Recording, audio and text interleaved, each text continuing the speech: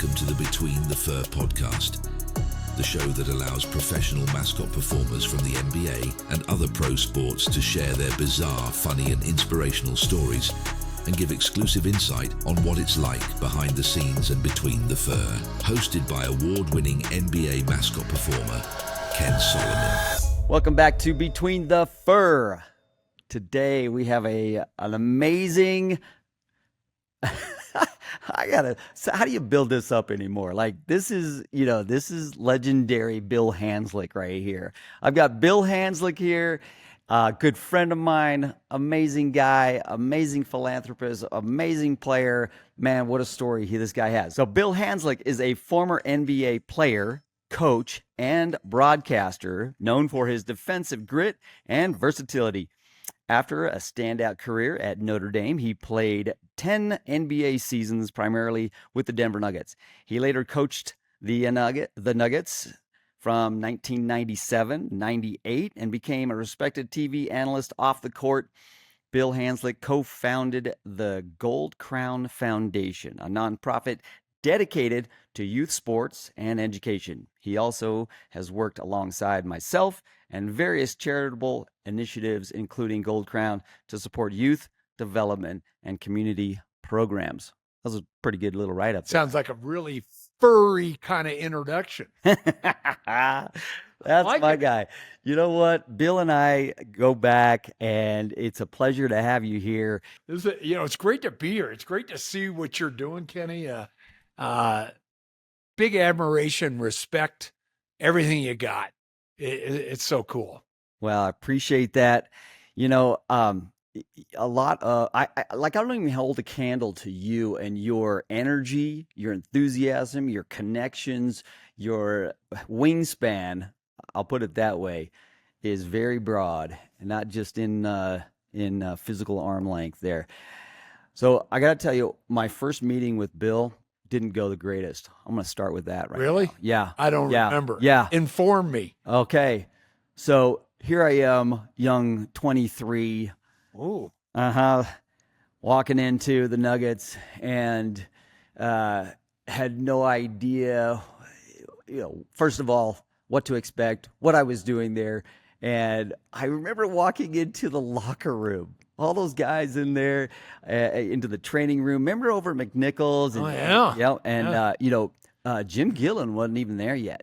Chopper Travellini. Chopper was there. Yeah. Yep. And so here we are. And you're sitting there. You had just ended your career, and you were still in there. You were,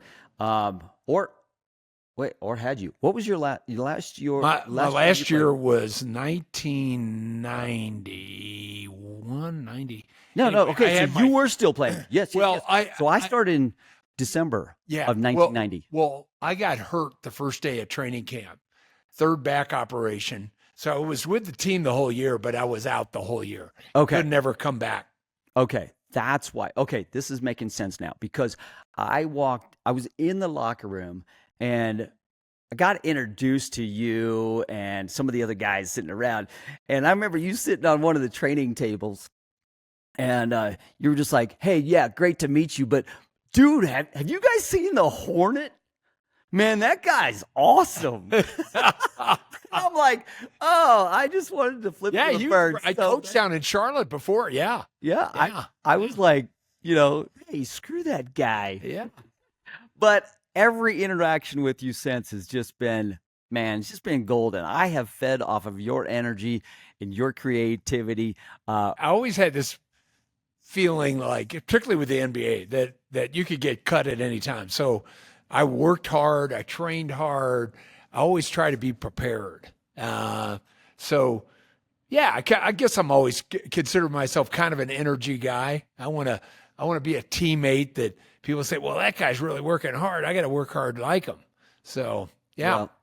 Well, what a great work ethic to realize right from the get-go then, Kenny, I think back of one of my early memories when I begged, pleaded, whatever, have you come to Gold Crown Foundation started in 1986. And it was sometime shortly thereafter, a couple years, we were at Metro State, and we had a one week girls nonprofit camp. Later on, we added boys. Probably had boys and girls. And I asked you to come over, and you said sure. I'm like, oh, this is gonna be great. We're just gonna have fun with the kids. You know, we had a time where we would do contests for prizes. So I said, Kenny, I wish we had you got to do your musical chair skit, and this is where you cheat. You're a cheater, Kenny. That's how it works.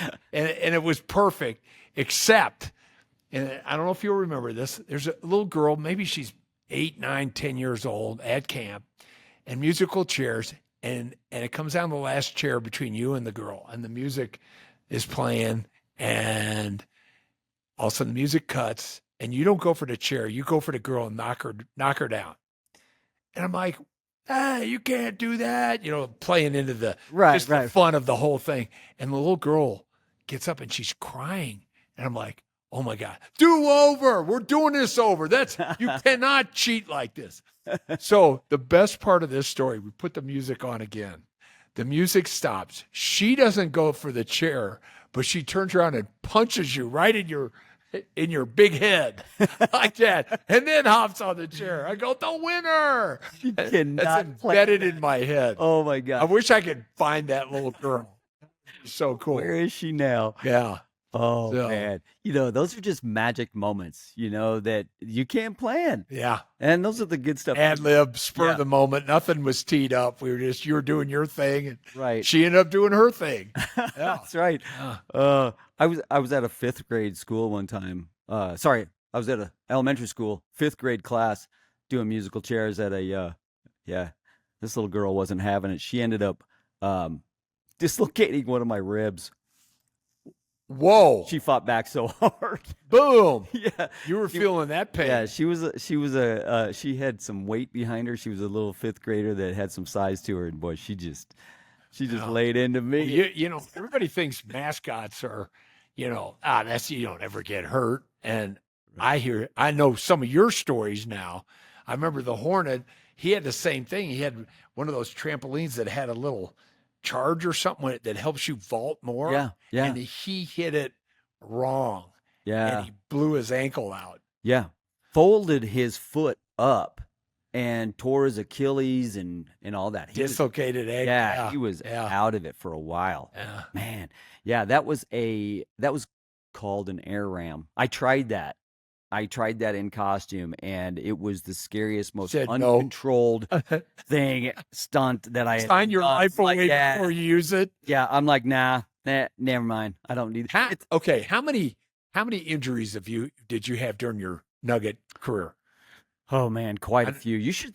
I was thinking about this the other day. You should see the scars on my shins just from moving around people and crowd, and just because you can't see down. Why didn't you wear shin guards? I ended up wearing those and then not wearing them because the more you have on you, it just feels weird, heavy, and I mean, especially if it's tight on you.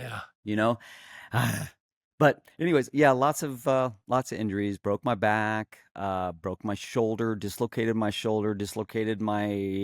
right hip one time, hyperextended my right knee, broke both my heels, shattered both my heels, hit my teeth on the rim, and that's all that's not even counting all the stress fractures and. Holy crap. Yeah. You're amazing. Yeah. Well, okay. So I'm interviewing you. Wait, what was your favorite skit to do when you had a skit coming and you said, game on, this is going to be good tonight? Man, that's, one of my favorites is the Nutcracker. Yeah. Just because the setup, the buildup, and people kind of know what's coming. Yeah. Yeah. I mean, that's one of those things where at first I didn't want to, you don't want to repeat stuff. Yeah. But way back early on, one of my guys was like, nah, you got to do that. You got to do that again this year. It's the Nutcracker, man. It's a seasonal thing. Yeah. So it ended up to be a tradition. So every year, do the Nutcracker. And like you said, people knew. I would get asked beginning of December, hey, Okay, so what game? What game? I is, gotta get is the tickets. Nutcracker? I gotta Yeah. be there for that. You know, guys in the back, people in the involved in behind the scenes. They were always Okay, so you are the consummate entertainment. We're in the entertainment business. interviewing me. I got to ask you some stuff. This is just great. So I remember I was doing courtside. I was a broadcaster, but I was an analyst courtside. I was doing the game. I think it was Drew Goodman. God, I had to be around 2005 or so, give or Yeah. take a couple of years. And you got this skit going where you're putting the cheerleaders in little crouches and their heinies are sticking up in there. And you get 1, 2, 3, and then you jump over. Then you get 4, 5, 6, and you're jumping over. For one, you get this unbelievable, like 13 of them, and you squish them in real tight. And I'm thinking in my mind, there's no way he's freaking jumping over these girls. Who's he gonna land on? But it was all the setup because you come over to our broadcast table, which is right at center court, and you pick up one of those Polaroid cameras that spits out the film. And I always wanted to ask you because the crowd is all in the girls have their heads buried so they can't see what's going on. Their heinies are sitting up in the air, and you take a photo. And Several. you actually. dropped the camera. The film starts spitting out. Then the horn goes off for the players to come back on the court. The girls are still down. You're supposed to be off, and you just start handing pictures to the players when they're coming. I could not go on air. I was laughing so hard. Was that camera set up that way, or did that just happen? That just happened. I don't know how It that. just started spitting film Like, out. These pictures yeah. are coming out, and you're handing them all the players, and they're just cracking up. You were the best, Kenny. When the Nuggets were horrible, and I had one season of that, the best part was watching you. I tell people, come to the game, watch it, and if you get a little bored, just watch Kenny. You're too kind. Yeah, Yeah. that was one of my favorite bits. You know okay. So that started really quick. I gotta tell you, I started flipping over people in 3rd grade to show off for my girlfriend. Your 3rd grade girlfriend? My 3rd grade girlfriend. Was she Jennifer. impressed? Oh yeah. I'd line my friends up and go do a front flip. So that got you in, like you got to have lunch with her at the cafeteria? Yeah, or something? yeah. She'd sit by me and You're the man. we'd break out our sack lunches. So when I got into mascotting and stuff, I just pulled from everywhere I could, something to do, and that was something I'd started day one. However, by the time it grew to that, I think you were probably the guy that said, "Hey, you should, take a camera out there or something." But it turned into a bit like, when I lined them all up, that was so funny. Take a few pictures, then it was just handing them out. But I got to tell you, did you got in trouble on that one? Oh yeah, that was the last time I did that. Yeah, you got in trouble. Yeah, don't do that again. No, you cannot. Hilarious. Cannot take pictures of whatever. them. 19,000 people, whatever, in Pepsi Center. You had them in hysterics. They were laughing so hard. And that was so fun. That was so fun. We had some good times. Okay, so Gold Crown. Tell me a little bit about how you went from Nuggets to Gold Crown. Tell me what Gold Crown is real quick, because I one of my things on this podcast is to educate and inspire. And I just think that you have always not only been large, but you have lived large and you have thought outside the box and you go big. Because then I want to go from there to our times with the military. Oh, God, I forgot about that. Yeah, that was really good. Well, back in mid 80s, I have my close best friend, Ray Baker, one of the most influential people in Colorado that nobody knows about unless you're the governor, mayor, Stan Kroenke, Pat Bolin when he was alive, Ray's chairman of the baseball stadium district, Dick Morris, just all these people. But Ray really cared about kids. He had 5, I had 4. We matched up and they kind of matched up in ages. And he came to me in mid-'80s, and I'm playing for the Nuggets. He goes, "Hey, let's do a girls basketball camp." I go, "Whoa, Ray, hey, Ray, great idea. I got like a 6-month-old and a like a 2-year-old. I think I'm going to wait till they get a little older." And then he came back, must have thought about it, divine intervention, whatever you want to call it.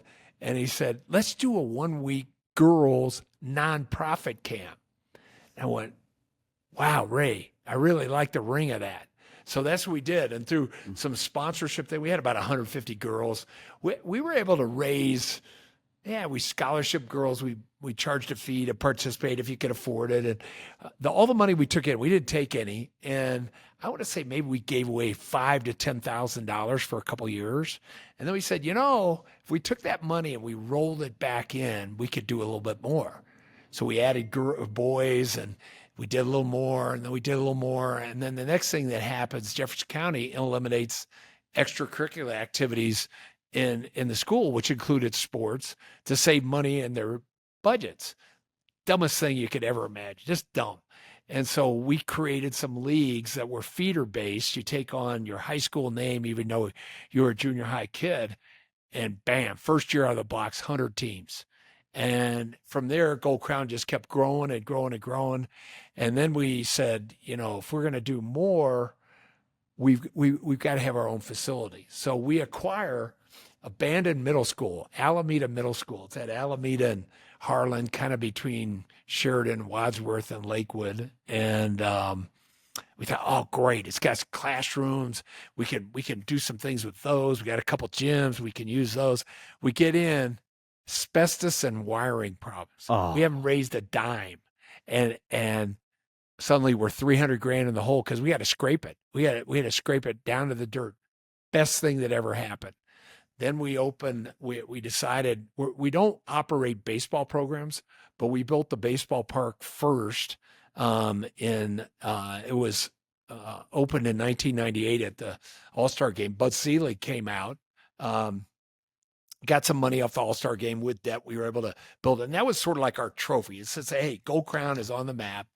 We're going to affect kids' lives. But our real ambition was to build a 56,000 square foot field house, 6 high school size courts, and 8 overlapping volleyball courts, 1,500 square feet of classroom, and we didn't have a dime. We just said, we got to figure this out. So it took us 5 years with that, and we were able to put it up. And a lot of help from people in the community.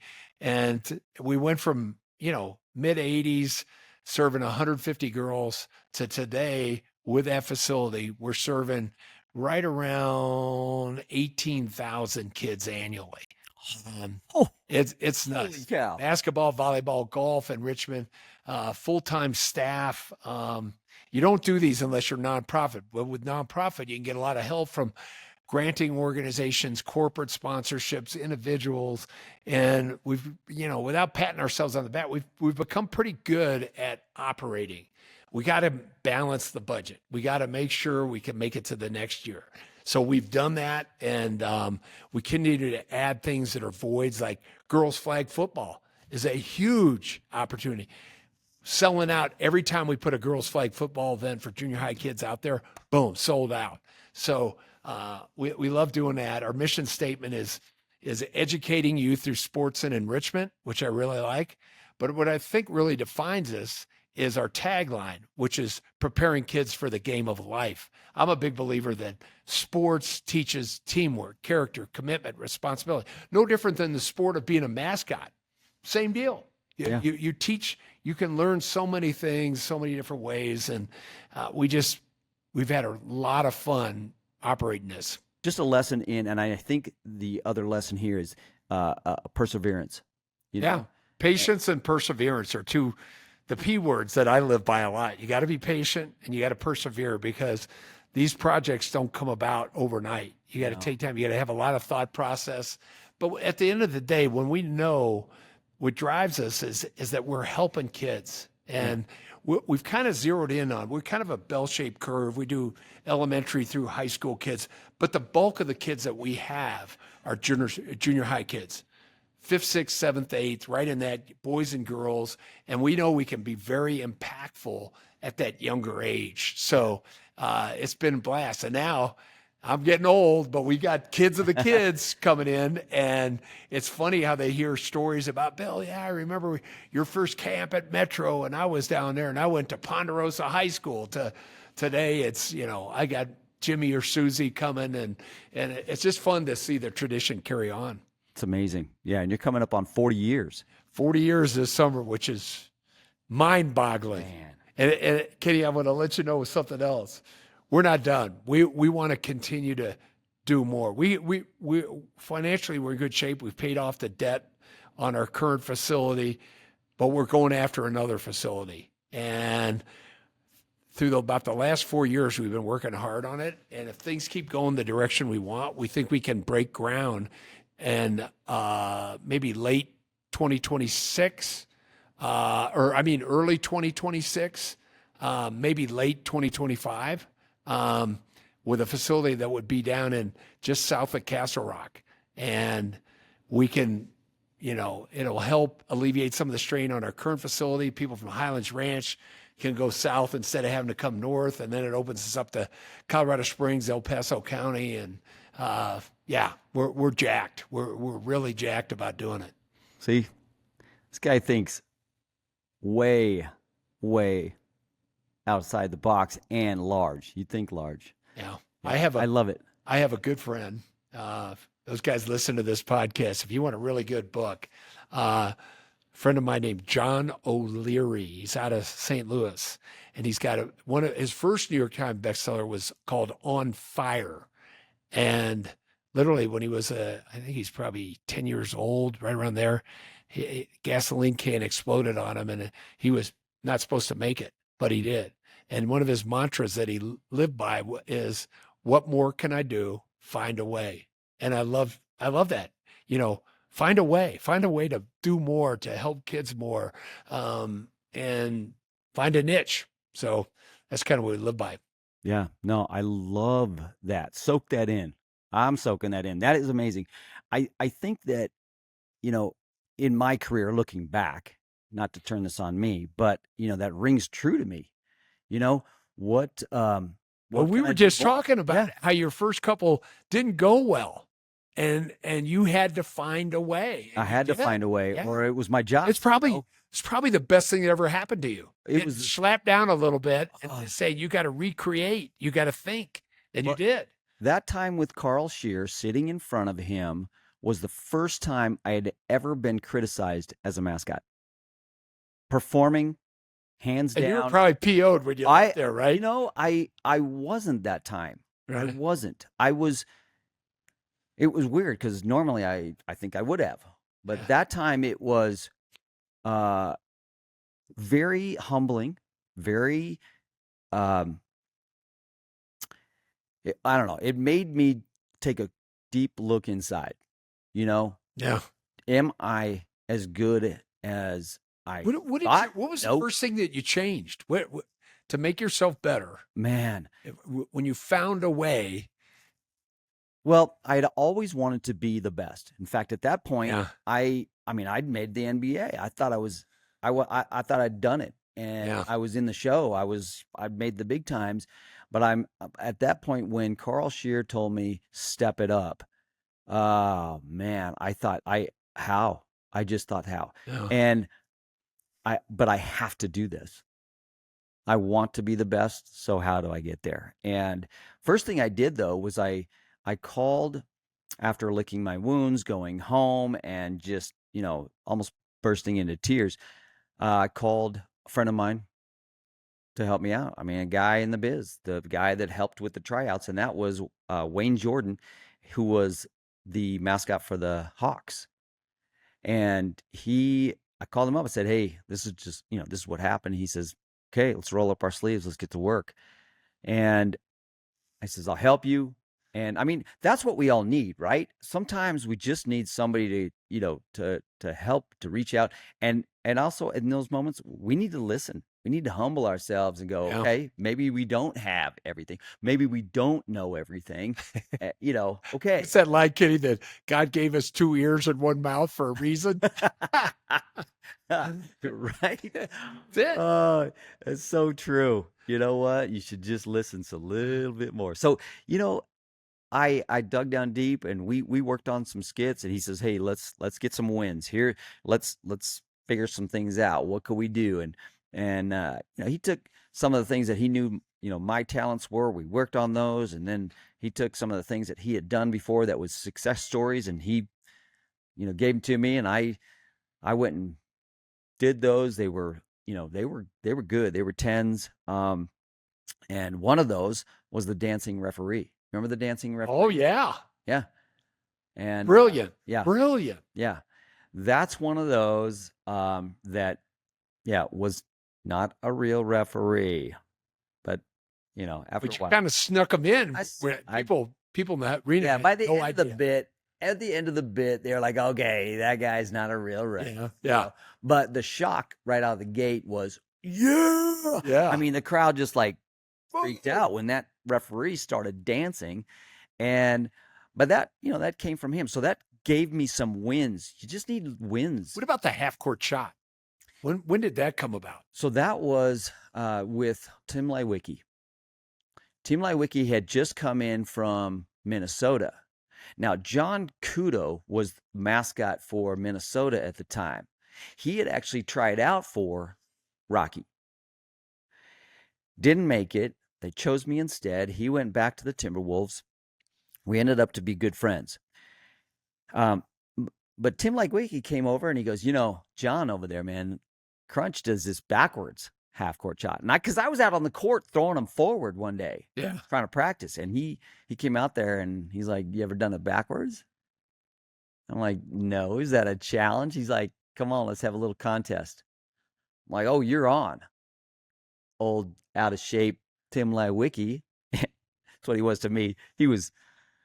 He didn't make it, did he? No, but he was pretty dang close. But I remember hitting it and going, "What? That's way easier."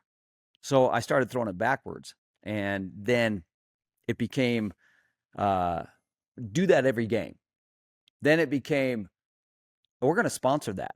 I'm like, no, please don't sponsor that, because then you have to do it. Then you have to make it. Then but it just became a staple then. And Kenny, I thought this is cool. So I also have this other role where I'm called a civilian aide to the Secretary of the Army. There's about 2 per state. And we were getting ready for military appreciation with the Nuggets. And so we drummed up this idea to go down to Fort Carson. We got you on base, and you're on a Stryker. First off, you sign a 1-day contract with a garrison commander. Yep. And it Carson is humongous. Yeah. And what the first, though, we went up, they put you in an Apache helicopter. Yep. And it made it look like you were flying it. Yep. Yeah, even though you really weren't. So we did that. And then was next up the Stryker, and you're on the turret, and you got your hands on a 50 caliber machine gun. And we put in the sound effects, but the boys downtown didn't want the sound effects. It was way good. And then you run out of the back of it, but it culminates. We go down to the outdoor court that the Nuggets, Deb Dowling and KC Charities had put in, and you challenge the garrison commander to an overhead backward shot. You make yours. He's not even close, and I'm just reaming him. but we edited it down. We put it, and the fans at the game just absolutely loved it. Yeah. It was so cool. We did some really fun things down there, and it just always amazed me at your connections, and you've gotten some of those some of that equipment to games. You've got we really Strykers. We've had Black Hawk helicopters, and it makes it fun because if people come by and they're like, "What's up over there?" Yeah. Wow. Well, your attitude is, hey, get to know everybody, and and you know what? Hey, you scratch my back, I'll scratch yours. That type of thing. Better. So one of our fun ones we did down there. So we had a couple brand new Humvees, just the latest ones up from Carson. They're right outside the front arena door, and we're gonna tape our opening of our altitude pregame show for the Nuggets game that night. And so Vic Lombardi and I get in the Humvee, and we have some soldiers in the back seat, and Vic just tells me, he goes, Hans, just throw it to me when you get done talking. I go, what are you doing? He goes, no, just throw it to me. I'm like, oh boy, what's he gonna do? So we open the door, and I jump out and I go, I'm with the greatest military team in the world, the U.S. Army. Look at these soldiers. And guess what? You're going to see the best NBA team, the Denver Nuggets, playing tonight. Vic Lombardi, what do you have to say?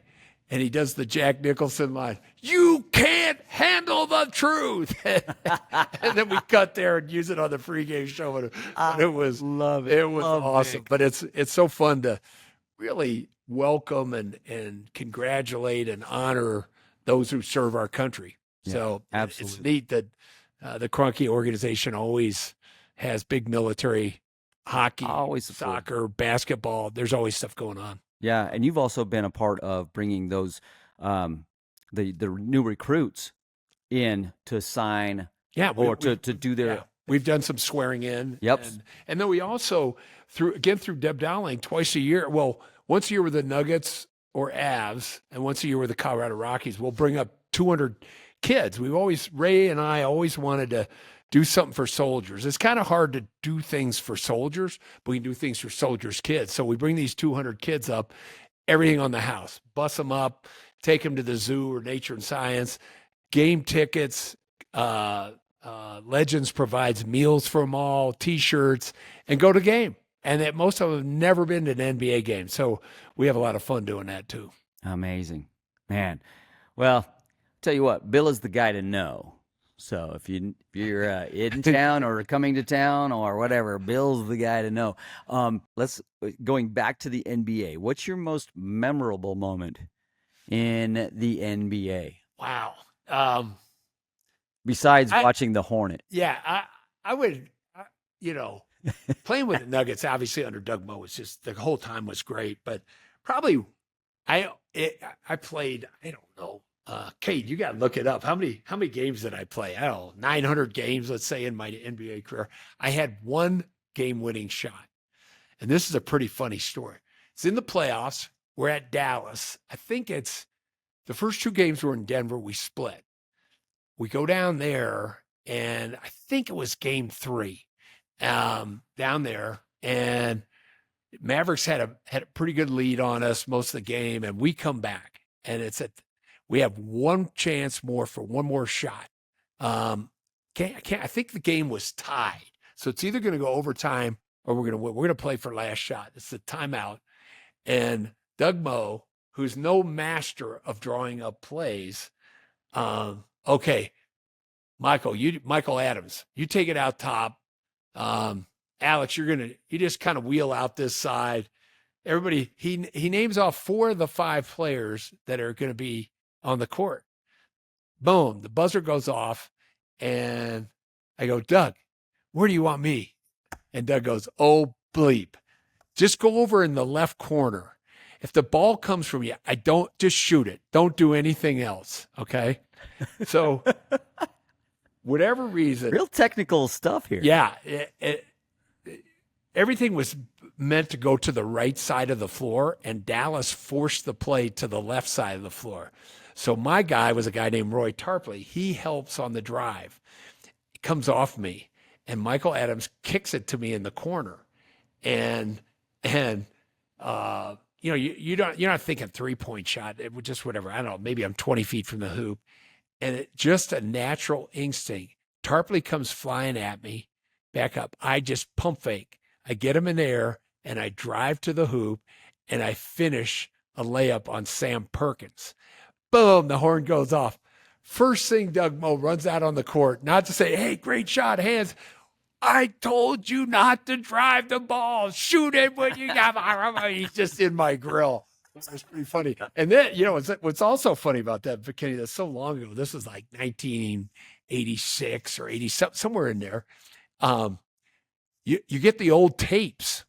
So with the old tapes, they kept the audio on, and it's a Dallas feed.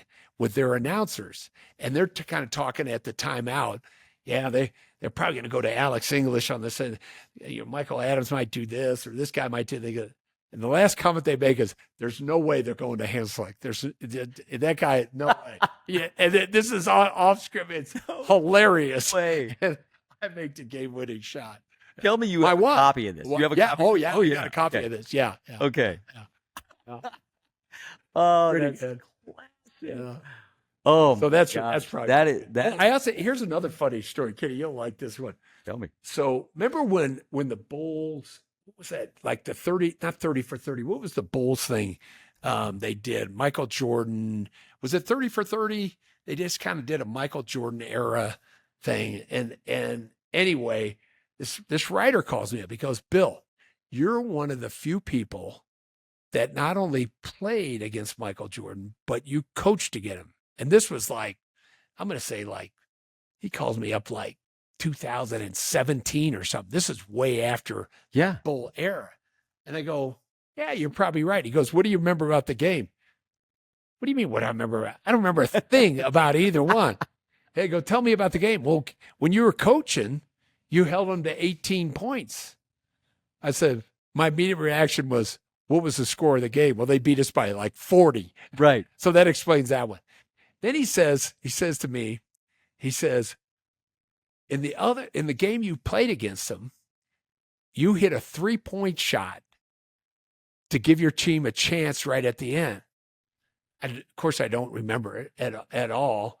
And so now I got to look the game up. So my question, I'm going to ask you, if I said, I got 3 on that shot, how many points do you think I had in that game against Michael Jordan? I love telling this story. I was not a big scorer. So, most people would say, what would you say? 8. 8, 10, 5, 3. Some people say it's only shot you. Well, I ended up with, I think it was like 29 points in the game. So now you could go online. I'm like, I had 29 against Michael Jordan. I'm like, okay, I got to get this game tape. So I watched the whole game, and I got a lot of free throws. There's a play right at the end of the half where I cross them over at half court, finish at the rim at the buzzer. And I'm like, well, this is pretty cool. I got to okay, what happened at the end of this game? So I'm taking the ball out.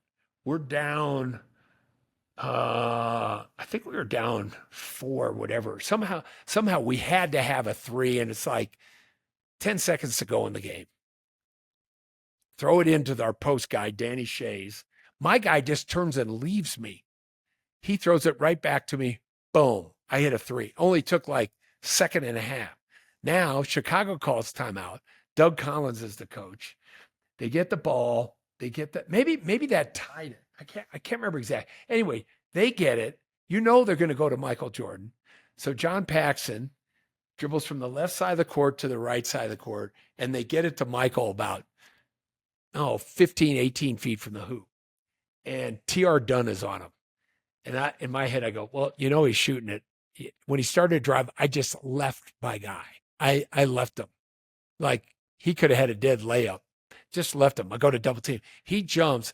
I'm up there trying to block his shot, and I force him to double clutch, and he misses it. We get the rebound, timeout.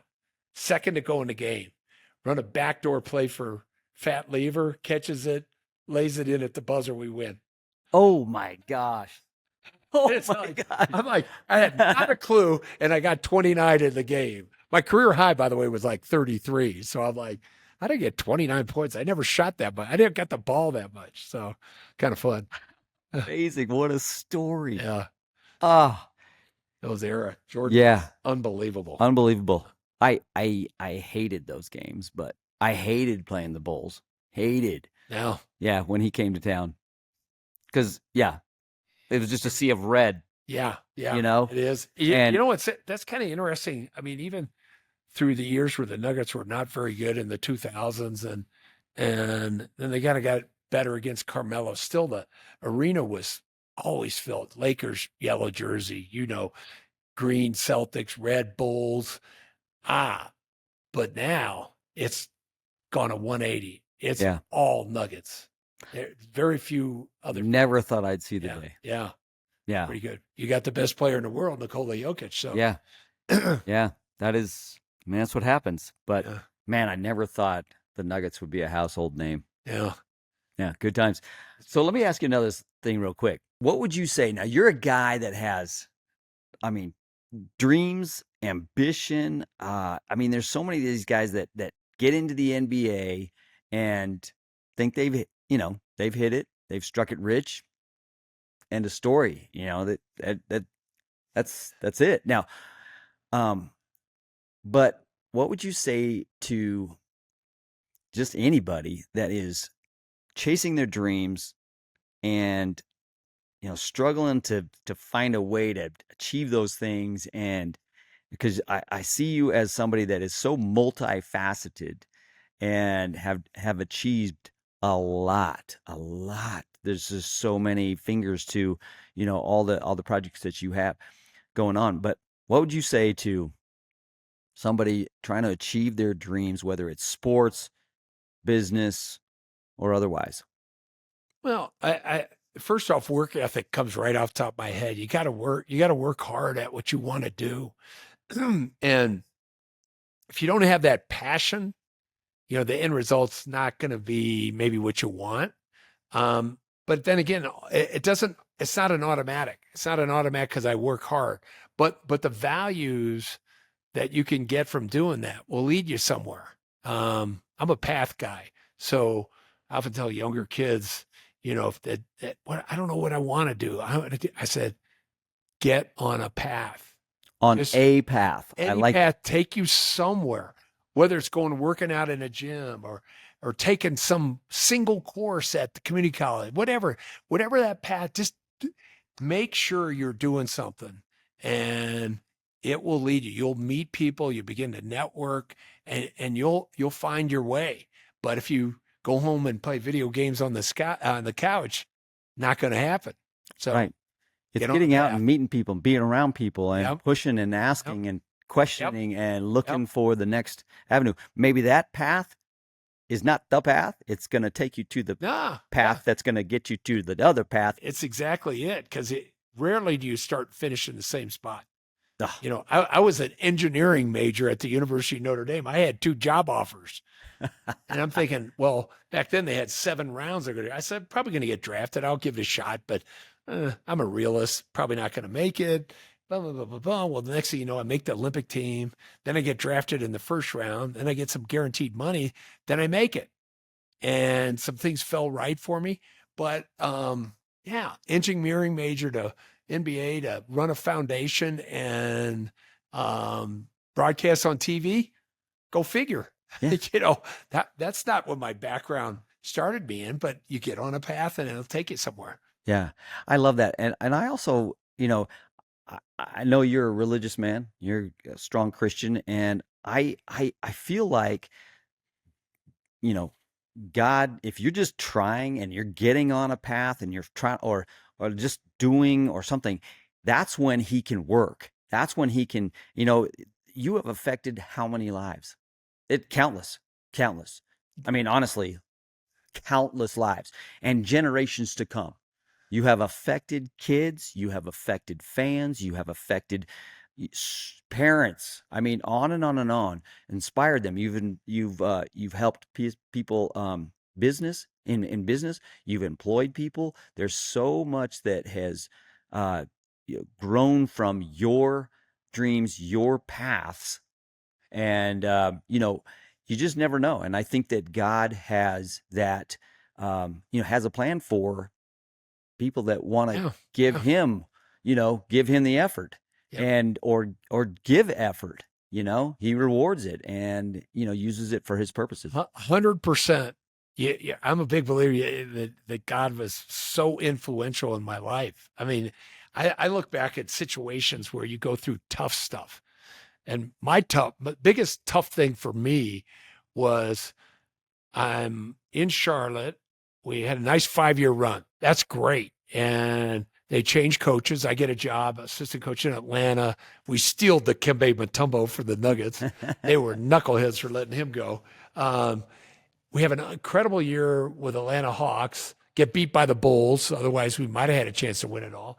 And then the Nuggets called me to be their head coach. And I'm like, wow, what a dream. I get to go back to Denver. I'm the greatest thing since sliced bread. Coming into Denver, 10 months later, you're terrible. You're a bum. I'm the same guy. And I'm thinking, God, what is, holy cow, am I missing something here? And sometimes it just takes you a while. Well, 5 years later, I look back and I'm going like, 10 years later, you go back and you go, wow, Gold Crown Foundation. Who knew that I was going to be doing this full time and affecting all these kids? And I 100% believe that's why God brought me back to be head coach. Denver Nuggets, one season, boom. And then, now I run foundation, and we just have a lot of fun doing that. Yeah, and affecting more lives and helping more people than you would have as a head coach, probably. Yeah. No, if I have a bad day or something's not going right, I just go out to field house and watch all these kids playing games on 6 courts and how much fun they're having. I'm like, this is it. This is why I do what I do. Yeah. Yeah. I love that. Yeah. Man, Bill, I have a lot of admiration for you. We've had a lot of good times. Oh, I always loved your Kenny. enthusiasm. It's so funny because we did, even till the last day. Hey, you'd call me up, Kenny. I got some kids coming in. We got this thing. I need you. We do the mill. You said I'll be there. Chairs. Yeah. Yeah. And always a good time. I'm excited to see where your path takes you now.